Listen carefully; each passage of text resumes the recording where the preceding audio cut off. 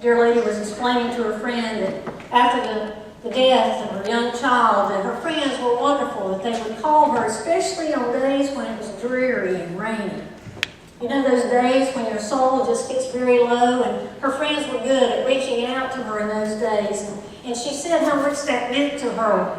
But at the same time, she said, but you know the times I miss my son the most are on those beautiful days when I remember that we would go out and play in the backyard and experience life in all its greatness.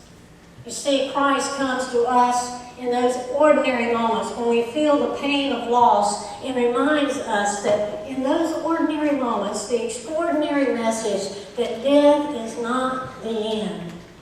You see, dear friends, we're not just captured here between Easter and eternity. We're captured here in a moment in which we can choose what we're going to do with this message. Will we allow Christ to be in the ordinary? Those women, they were so concerned about that stone there in front of the tomb. How about me and you? Are there times when you allow those stones to keep you from rolling the stone away and stepping out in life? Have you, like I so many times, listened to the radio and the television and get caught up in how horrible the world is and how violent it is? And sometimes as Christians, we're great at complaining, but we're not so great at confronting. We're not so great when it comes to realizing that we must change our lives and share the message of the love of Christ, of the forgiveness of God, of the reality of life after death. And only when we catch hold of that message, only when we hear that message and begin to live it out, will the world that seems so dark begin to become lighter and lighter and closer to all that God created it to be. St. Augustine says that our lives are like when a man is sick and near death, and his friends look over at him in his sick bed and say, he is dying, he will never get over that. You know, there's a certain truth to our ordinary lives that everything that lives eventually dies. We never get over that. But the message of this day is that Jesus Christ came so that we could get over that, so that we could live our lives in the reality that death is not the end, so that we could share with the world that death is not the end. Larry Sweet has a sermon that's entitled Rolling Stones or Stone Rollers is the title. There are a few of us, or a few of you here today who remember the Rolling Stones. I'm surely not that old, but some of you remember that group. I've read about them.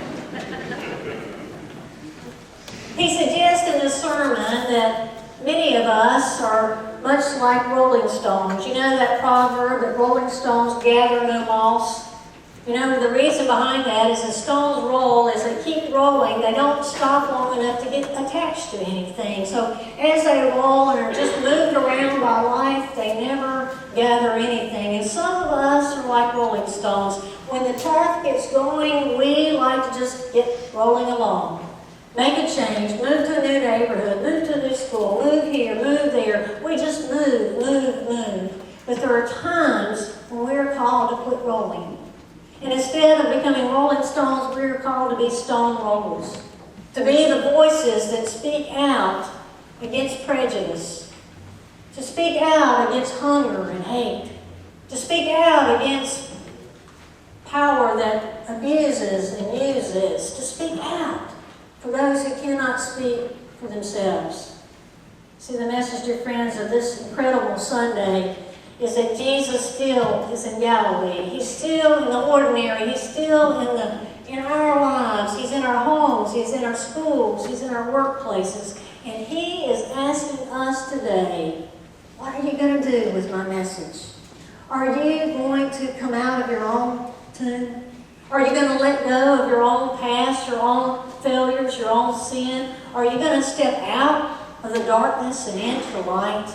Are you ready? Are you ready to let Jesus Christ live today? What a wonderful message that Jesus longs for us to live. And may it begin today, on this Easter Sunday, May we allow the extraordinary presence of Jesus to be in our ordinary, that the world may see that death no longer is the end, but is the beginning. Thanks be to God for Jesus Christ, who lived and died that we may know that we shall live forever and ever. Amen. I invite you, if you will, to